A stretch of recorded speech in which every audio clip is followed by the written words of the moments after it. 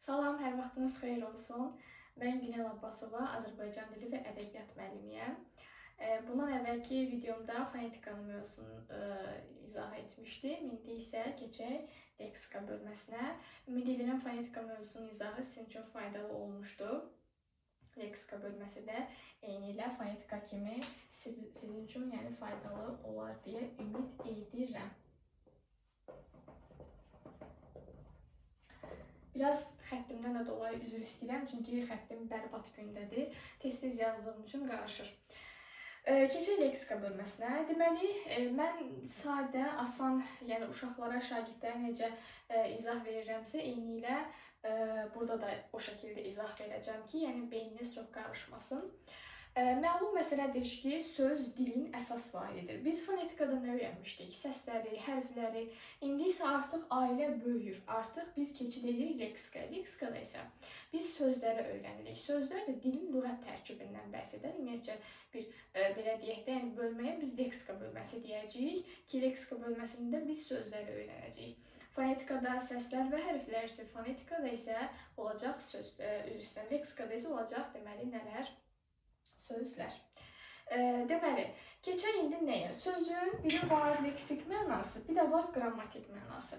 Məsələn, yazıram ki, bura, məsələn, stəkan.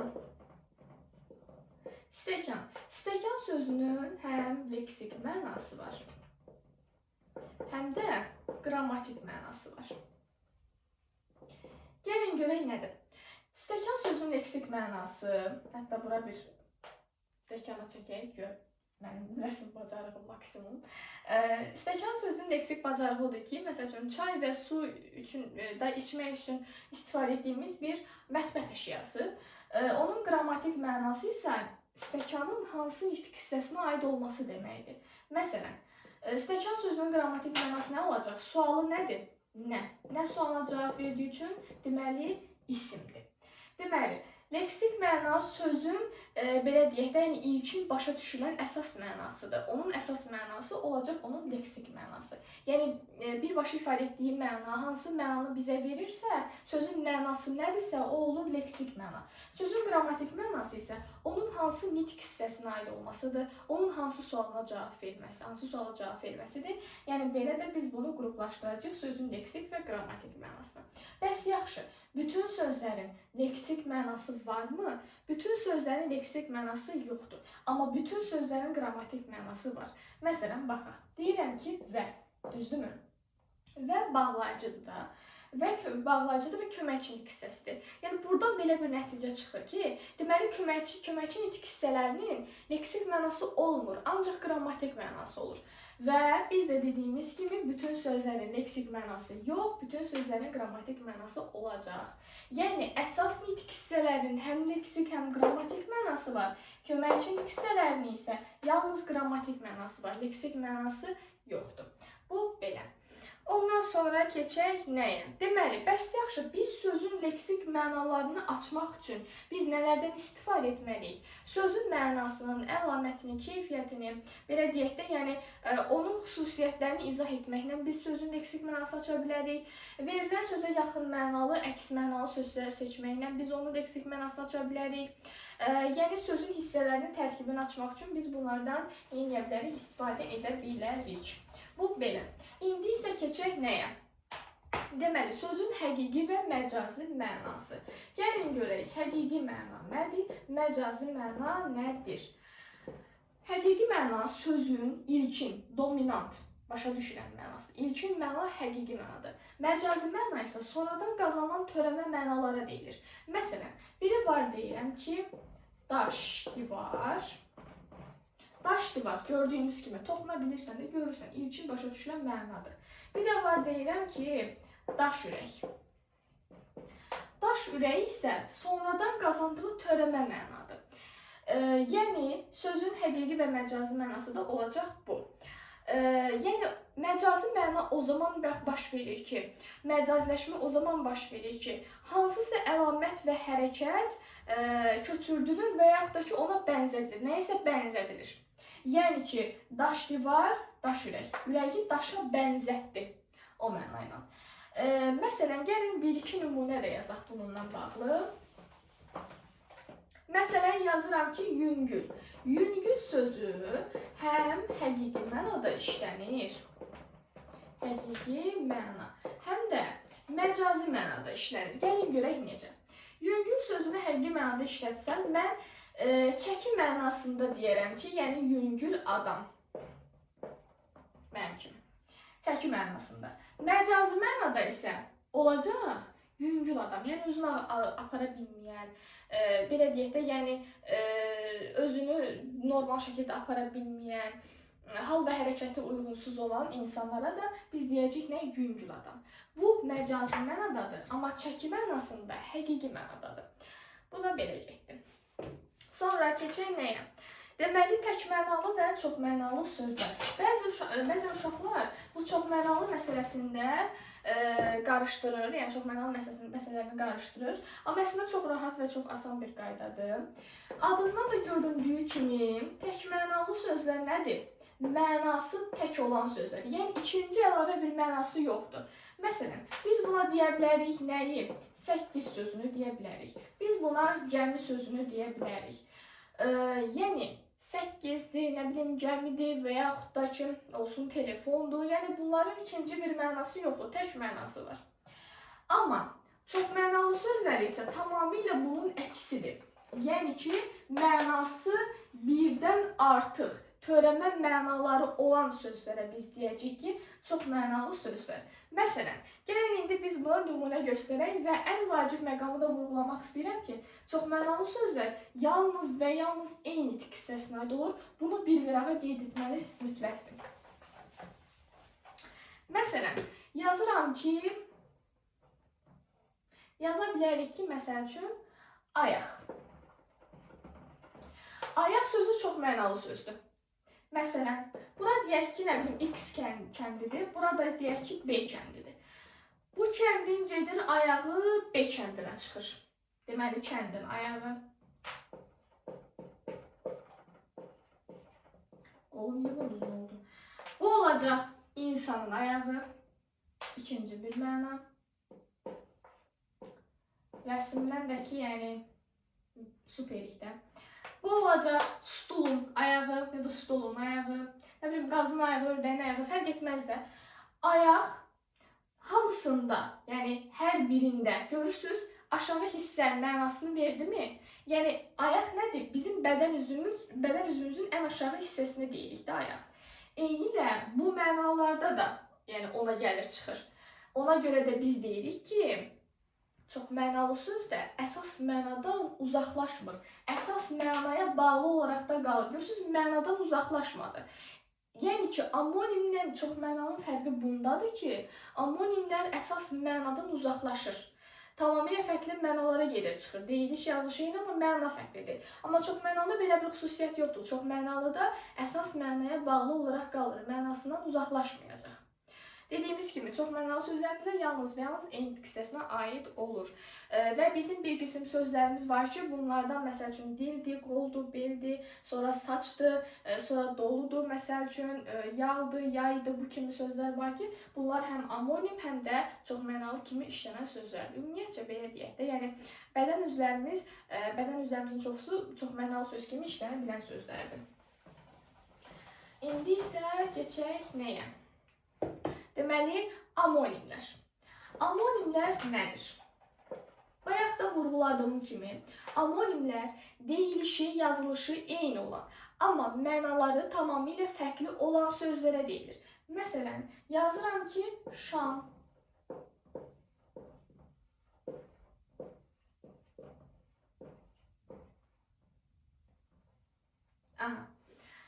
Şamın birinci mənası nədir? Ağac, şam ağacı. İkinci məna nədir? Şam yeməyi. Üçüncü məna nədir? Sizdən gözləyəcəm. Şamın üçüncü mənasına deyərsiniz. Deməli, şam. Hər biri eyni tik hissəsinə aid olacaq. Məsəl üçün, şam ağacı, nə ağacı? Şam ağacı. Şam yeməyi, nə yeməyi, şam yeməyi. Bu da eyni tik hissəsinə aid olan amonimdir bunlarla, amma bunu rəylərdə gözləyəcəm, yazarsınız ki, mən hansı şamı deyirdim burada. Bu da eyni ilə olacaq, nə? Deməli, eyni tik hissəsinə aid olan amonim sözlər. Bunlar da belə getdi. Sonra keçək nəyə? Baxın, bunlar eyni tik hissəsinə aid olan amonim sözlərdir. Deyiliş, yazılış, eyni, mənalar fərqli. Eyni tik hissəsinə aid olan amonimlərdir. İndi isə keçək müxtəlif tik hissəsinə aid olan amonimə. Məsələn, tut. Tutun iki mənası var. Biri var ki, feil.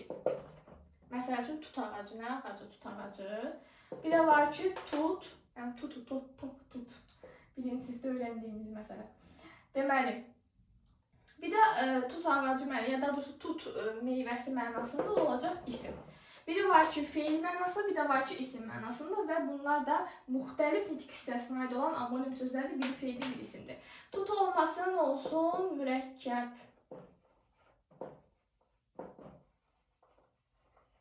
Biri var ki, mürəkkəb sifət mənasında. Necə mürəkkəb işə düşmüşük, necə bir işə mürəkkəb işə. Bir də var ki, mürəkkəb, yəni ki, qələmin loru dildə pası, mürəkkəbi, maye olan hissəsi olacaq, o da nə? İsim. Bu da belə.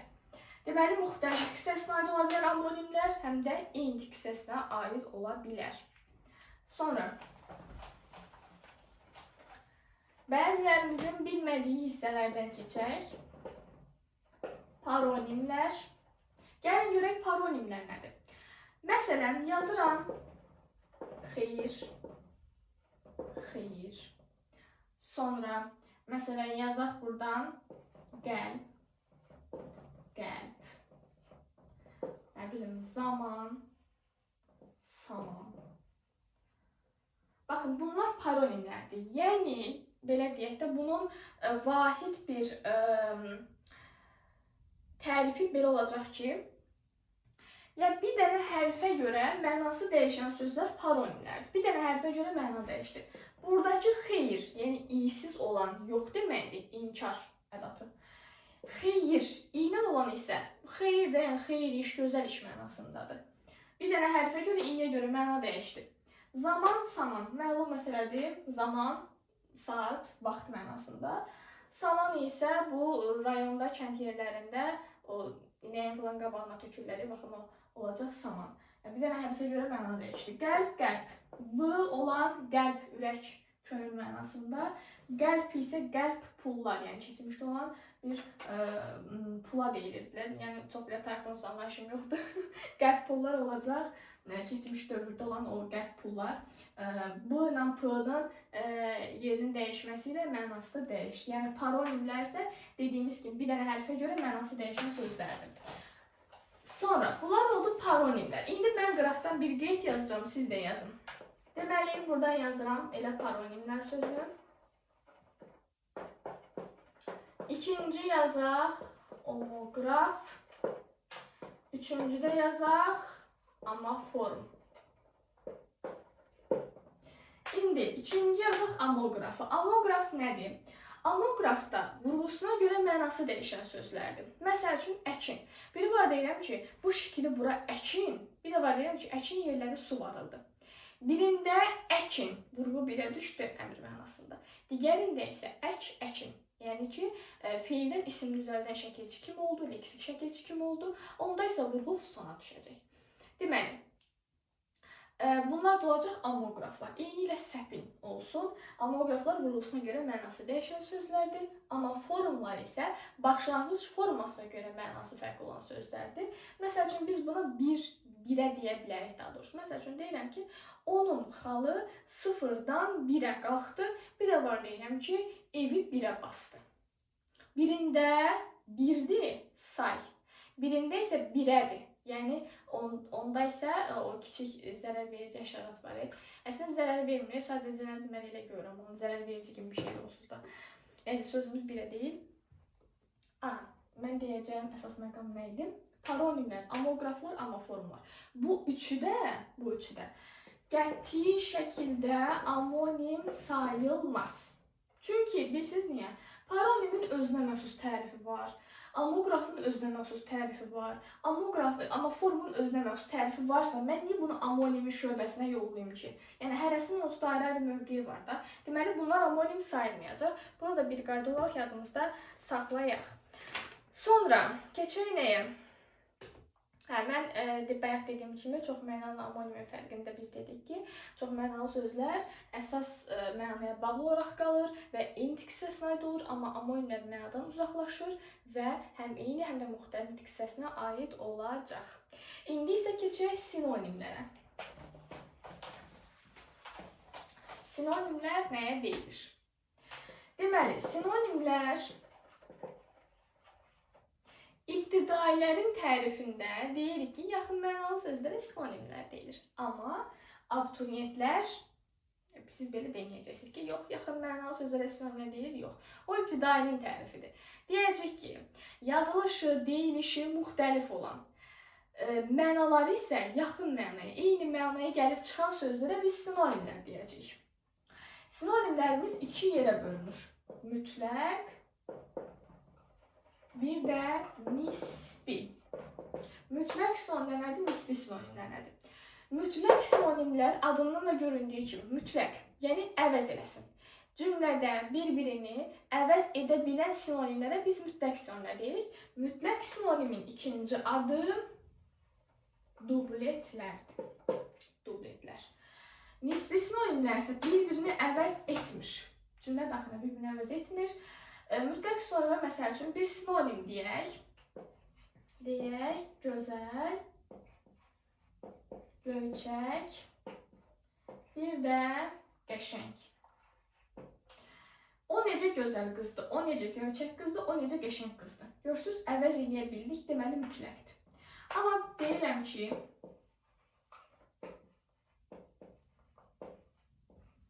ürək, könül, qəlb. Ürəyim ağrır yerinə, könlüm ağrır deyə bilmərəm.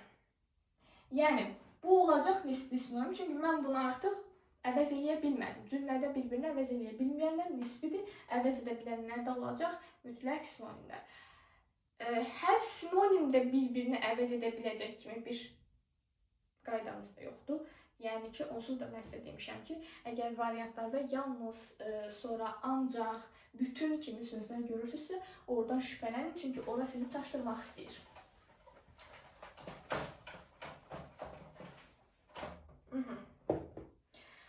Sonra keçək nəyə? Məsələn, yazıram bura bisavad, bir də yazıram savadsız. Normalda, mənaya baxanda, yəni normalda mənaca bir-birinə yaxındır, yəni eyni sözə gəlir, çıxır. Amma sən bunu sinonim götürə bilmərsən. Niyə? Çünki bisavadın kökü nədir? Savad. Bir burada şəkilçidir. Savadsızın kökü nədir? Savadsız da burada şəkilçidir. Kökləri eyni olanlar sinonim hesab olunmaz. Sinonimlər nə edilir? Tərifdə də nə dedik bəs? Dedik ki, yazılışı, deyilişi müxtəlif olmalıdır. Amma mənaları eyni olsun. Düzdür, bunun mənası eynidir. Yəni, yerdə gəlir eyni mənaya çıxır. Amma yazılış və deyiliş kökü axı eynidir. Hər ikisinin kökü axı savaddır. Ona görə də biz bunları sinonim götürə bilmərik. Bu bir. İkinci nüans nədir? Məsələn, deyirəm ki, çal, bir də deyirəm, yetişməmiş. İndi siz deyirsiniz ki, ay mənim, onsuz da bu yetişməmişdə, çalda hər ikisi də eyni, yaxın sözlərdir də. Niyə bunu sinonim götürmürük axı? Çünki çal sözü sifətdir, yetişməmiş isə feili sifətdir. Bilirsiniz niyə? Çünki sinonimlər eyni tik hissəsinə aid olmalıdır. Müxtəlif olmaz. Görürsünüz, bayaq yazdığım gözəl, göyçək, qəşəng, ya da uca, hündür, ya da böyük, iri, yekə, hamısı sifət olur.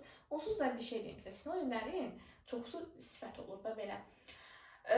Və dediyim kimi, sinonimlər eyni tik hissəsinə aid olacaq, müxtəlif tik hissəsinə aid olmaz. Bunun biri sifətdir, biri feili sifətdir. Çalınan, yetişməmiş, bunlar da dediyimiz kimi qəti şəkildə sinonim ola bilməz. Sinonimlər eyni tik hissəsinə aid olmalıdır. Sonra, bu belə. Keçək indi nəyə? Antonimlərə.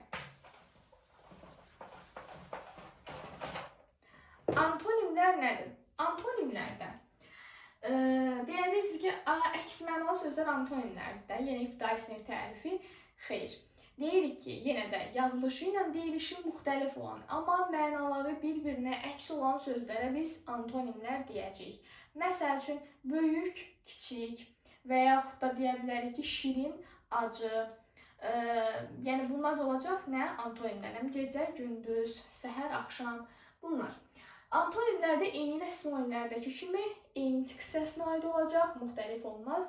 Bu amonim, antonim, sinonimlərdən üçündən bir dənə amonimdir ki, həm eyni, həm müxtəlif olur, amma sinonimlə antonimlər yalnız eyni tik hissəsinə aid olur. Bir də sizə bir ipucu da deyim. Deməli, amonim, sinonim, antonimlərin təriflərindən hansının, belə daha doğrusu hansılarının tərifi bir-birinə antonimdir? Bunda məncə siz bunu rəylərdə yazın ki, amonim, sinonim, antonimlərdən hansılarının tərifi bir-birinə antonimdir. Bunu rəylərdə gözləyəcəm, baxacağım, görək kim düz yazacaq. Sonra, dedik ki, sinonimlər yalnızca eyni tik hissəsinə aid olur. Eyni ilə antonimlərdə bu belədir. Eyni ilə sinonimlərdə necə dedim ki, eyni köklü sözlər sinonim ola bilməz. Eyni ilə antonimlərdə bu belədir. Məsəl üçün, bisavadla savadlı antonim ola bilməz, çünki ikisinin kökü savadlı. Bu məqam da belə getdi. İndi keçək nəyə? Ümumişlək olan və ümumişlək olmayan sözlərə. Belə deyim də, bu test toplarında var buna aid testlər, amma mən yenə də hər ehtimala qarşı sizə izah edeyim, yəni ən azından məlumatınız olsun. Ümumişlək olan sözlər nədir? Mənası hamı tərəfindən başa düşülən, anlaşılan sözlərə deyilir. Məsəl üçün, adicə deyirəm ki, yəni qələm. Bunu 2 yaşındakı Nərmin də başa düşür. 95 yaşında olan Pakizə nənə də başa düşür. Yəni ki, hamı başa düşür ki, bu qələm nə deməkdir? Bu ümumişlək sözdür. Ümumişlək olmayan sözlərimiz isə özü 4 yerə bölünür. Hansılardır? Terminlər. Terminlərin ikinci adı olacaq istilah sözlər. İkinci növbədə olacaq dialektlər. Üçüncü növbədə olacaq köhnəlmiş sözlər. Bunlar özü də 2 yerə bölünür. Tarixizm, arxaizm. Dördüncü növbədə isə olacaq yeni sözlər, yəni neologizmlər. Terminlər nədir? Terminlərə həm də istilah sözlər də deyilir. Müxtəlif elm sahələridir, ondan sonra müxtəlif ixtisasdır, peşədir. Yəni bunlara aid olan sözlərə biz deyəcəyik ki, terminlər. Terminlərin özü də 2 yerə bölünür. Biri var ki, ancaq termin kimi işlənən sözlər. Bir də var ki, həm termin, həm də ümumişlək olan sözlər. Məsələn, deyirəm ki, elə sizə bir nümunə göstəreyim burada. Məsələn, deyirəm ki, zərf. Yəni, bu zərf oxşur da. Mən də zərf oxşur. Yəni, zərf. Biri var ki, baxın, bu zərf. Bir də var ki, zərf, nitik hissəsi olan zərf. Biri var ki, sifət, insanın sifəti. Bir də var ki, sifət, nitik hissəsi sifət. Biri var ki, bucaq, evin bucağı. Bir də var ki, bucaq riyaziyyatda olan bucaq. Faiz. Biri var ki, kapitalın orada olan faizi, nə bilim, neysə. Özünüz başa düşdünüz. Bir də var ki, riyaziyyatda olan faiz. Həm ümumişlək, həm də ki, deməli nədir? Nitik hissəsidir. Yaxşı, dərdim təzələndi. Sonra keçək nəyə? Bunlar həm ümumişlək, həm də ki, termin olan sözlərdir. Amma bir də var ki, ancaq termin olan sözlər. Məsəl üçün, fiksajdır, məsəl üçün, akvareldir, məsəl üçün, trigonometriyadır, nifrət edirəm bu arada. Məsəl üçün, nə bilim, olsun, başqa loqaritmadır.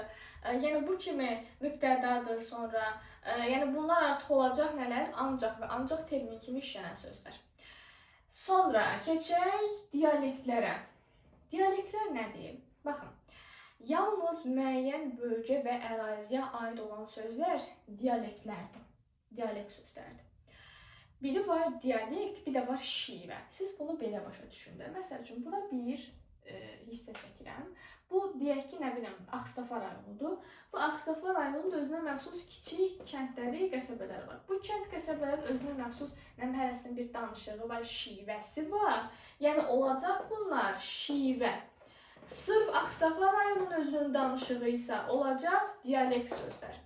Yəni buradan belə bir nəticə çıxır ki, dialekt sözlər daha geniş ərazinin danışıq tərzinə deyilir. Amma şivə daha kiçik. Yəni yalnız həmin əraziyə daxil olan kəndlərin, qəsəbələrin danışıq tərzi gedəcək şivə.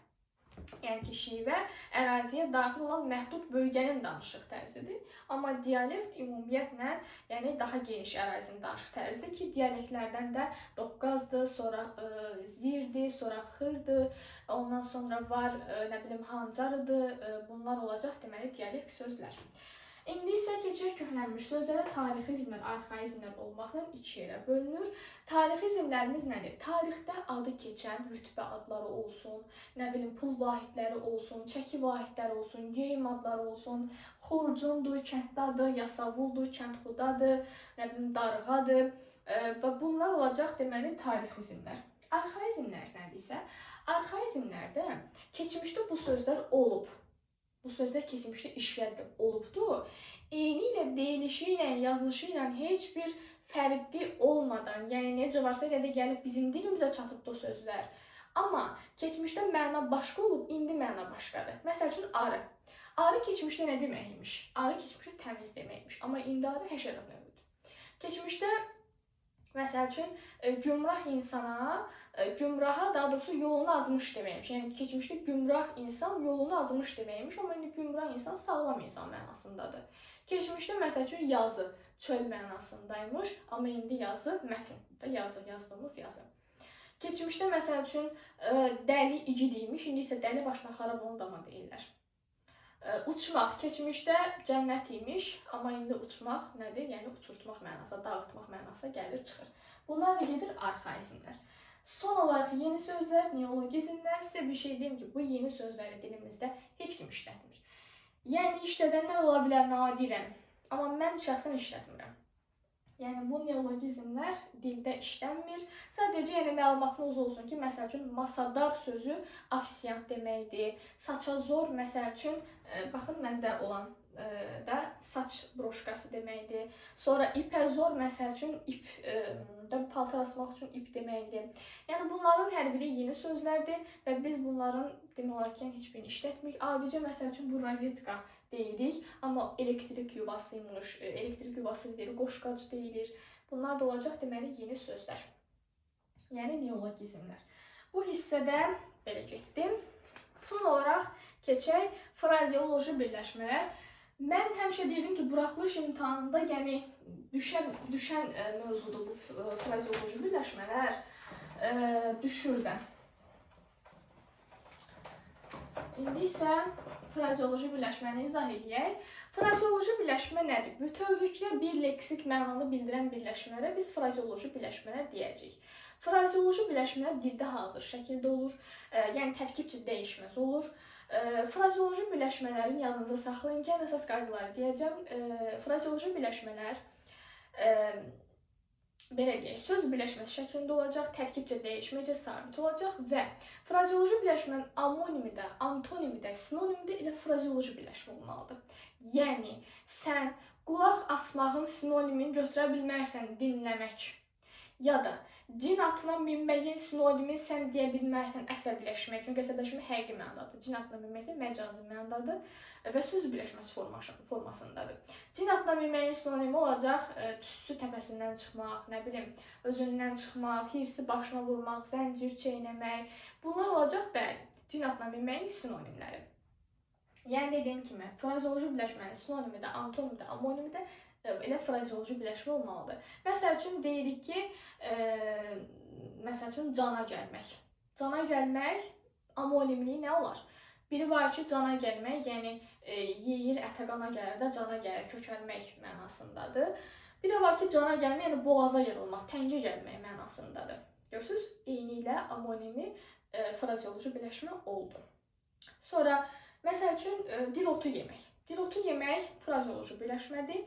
Mənasını soruşsa, sən deyə bilərsən ki, dilotu yemək çox danışma deməkdir. Amma səndən dilotu yeməyin antonimi soruşsa, sən deyəcəksən ki, ağzını qıfıllamaq və yaxud da ağzına su alıb oturmaq, yəni susmaq mənasındadır. Bu da belə. Sonra, frazeoloji birləşmələrdən ümumiyyətcə harda olmaqdır, etməkdir, eləməkdir, qılmaqdır, bilməkdir. Bunları görürüksə, bunlar frazeoloji birləşmələr sayılmaz. Amma istisnalar var. O da hansı istisnalardır? Bunlar çox yerdə yoxdur, amma deyim yazın. Deməli, başını xarab etmək, ondan sonra ağlı başında olmaq, sonra gözdə qulaqda olmaq, başqa da var idi orada, üzünə ağ olmaq, ağzının dadını bilmək. Ümid edirəm də işıq sönməz. Deməli, bundan da olacaq nələr? Olmaq, etmək, eləməklə olan frazeoloji birləşmələr. Normalda dediyim kimi, olmaq, etmək, eləmək harada görürsə, siz bunları frazeoloji birləşmə götürə bilmərsiniz. Amma mənim bu dediklərim, bəli, bunlar ola bilər ki, yəni bunlar frazeoloji birləşmələr sayılır. Bəli, belə. Ümid edirəm ki, leksika bölməsi sizin üçün faydalı oldu. Ümid edirəm ki, hər bir şeyi sona qədər başa düşdünüz, anladınız, heç bir çətinliyiniz olmaz. Çünki leksika bölməsi, mən deyərdim ki, mən bu Azərbaycan dili, belə deyək də, yəni kitabında ən çox sevdiyim bölmələrdən biri leksika bölməsidir. Çünki çox dolğundur, çox genişdir, çox maraqlıdır. Yəni, mən şəxsən bu leksika bölməsini çox sevirəm. Ümid edirəm ki, aranızda da məndən razılaşanlar olacaq. Belə, və kanala mütləq şəkildə abunə olmağı unutmayın. Və bəyənməyi də unutmayın, paylaşmağı da unutmayın. Əgər bəyəndinizsə və bunun ardına gəlməyini istəyirsə, dediyim kimi kanala abunə olmaq mütləqdir. Artıq dərsim yaxınlaşır deyə fikrim orada qalıb ki, tez dərsə çatdım. Belə, başqa da deyəcəklərim bunlar. İnşallah növbəti videoda olacaq söz yaradıcılığı, sözün tərkibi. Eşidirsiniz də, yəqin səsi göstərdi, mən təsdiqlədi. Deməli, söz yaradıcılığı, sözün tərkibi gələn izahda inşallah yəni söz yaradıcılığı mövzusunun izahını vermiş olacağam. Və bundan əlavə sizə bir şey də deyim. Deməli, artıq mən onlayn dərslər keçirdim, düzdür? Onlayn dərslər yenə davam edir, demirəm keçmirəm. Və bundan əlavə əyani dərslərlə start verdik artıq və tək mən yox, 3 fənn bir yerdə, Azərbaycan dili, ingilis dili və riyaziyyat. 3 fənn bir yerdə paket halında dərslərimiz olacaq və ünvanımız da Nizami metro stansiyasının çıxışında yerləşir və ətraflı məlumat almaq üçün əlaqə nömrəsinə, aşağıda qeyd edəcəyim əlaqə nömrəsinə mütləq şəkildə əlaqə saxlayın ki, artıq dərslərə qeydiyyatımız başlayıbdır. Qeydiyyatdan keçən şagirdlərimiz var və sən də o qeydiyyatdan keçən şagirdlərin sırasında ola bilərsən. Belə, ümid edirəm xoş oldu. Ardının gəlməsi üçün dediyim kimi mütləq şəkildə kanala abunə olmaq mütləqdir və bəyənmək mütləqdir və kanalın da bildiriş bölməsini aktivləşdirin ki, yeni videolar olduqda sizə bildiriş keçsin. Belə, sağ olun, hələlik görüşənə qədər.